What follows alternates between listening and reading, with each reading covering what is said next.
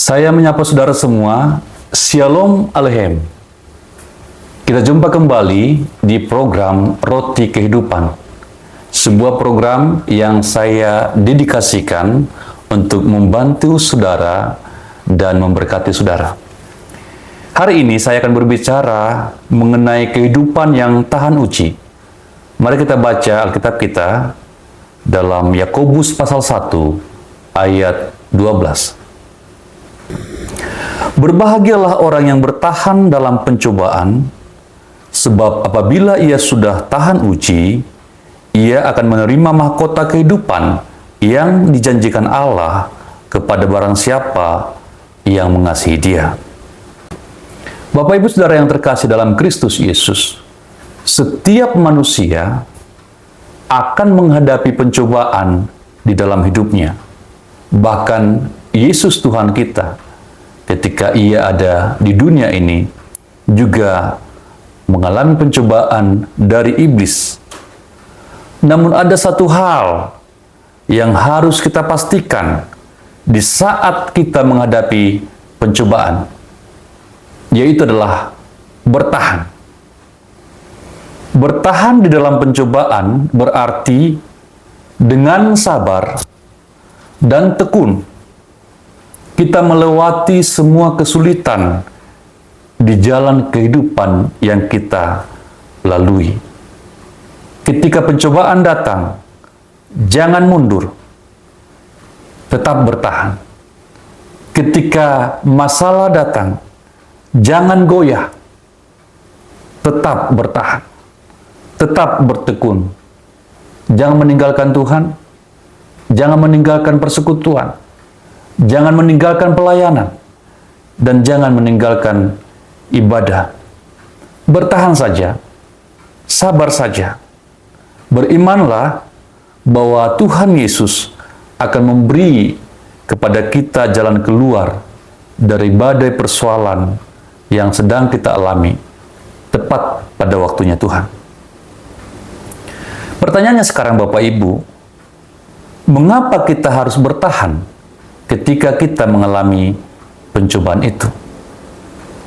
Karena menurut ayat yang kita baca, ada dua hal yang merupakan hasil akan kita peroleh apabila kita bertahan di dalam pencobaan.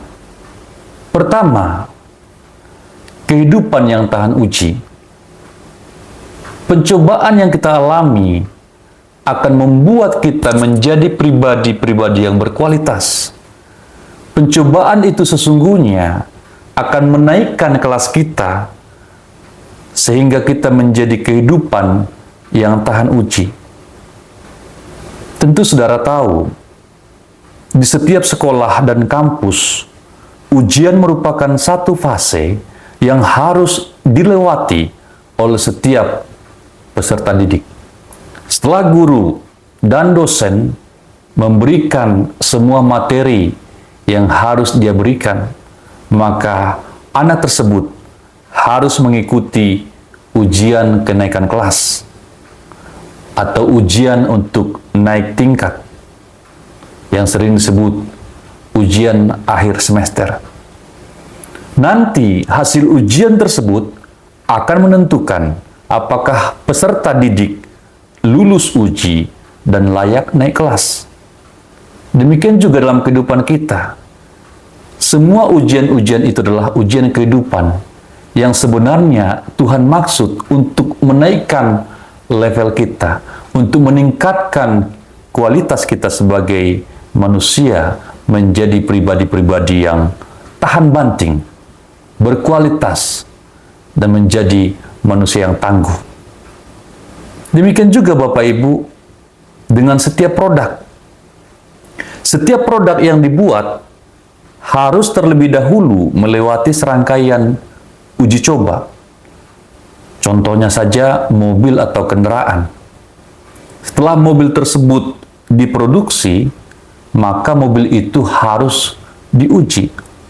Kekuatannya diuji, daya tahannya diuji, kapasitasnya juga dicoba, mesinnya juga diuji, akan dibawa berjalan keliling mahkota untuk menguji mesinnya, ketahanan mesinnya, dan seluruh spare part-nya akan diuji. Setelah lolos uji, baru kemudian mobil tersebut dilepas ke market untuk dijual. Bapak Ibu, di depan rumah saya sering memperhatikan penjual barang-barang rumah tangga. Menariknya, si penjual tersebut akan memukul-mukulkan barang-barangnya. Terutama yang saya perhatikan adalah ember. Ember, ember, ember anti pecah, ember anti pecah. Mengapa dilakukan itu, Bapak Ibu? Hanya satu tujuan, untuk membuktikan kepada warga bahwa memang ember yang dia jual adalah ember anti pecah. Alhasil, ibu-ibu pun datang berkerumun untuk membeli barang-barangnya. Yang kedua, mengapa kita harus bertahan di dalam pencobaan adalah karena dengan demikian kita akan memperoleh mahkota kehidupan. Setiap orang yang bertahan dalam pencobaan akan mendapat mahkota kehidupan. Itu adalah janji Tuhan bagi kita yang mengasihi Dia. Berkenan kepada Allah, itulah tujuan agung seorang Kristen dalam segala ujiannya.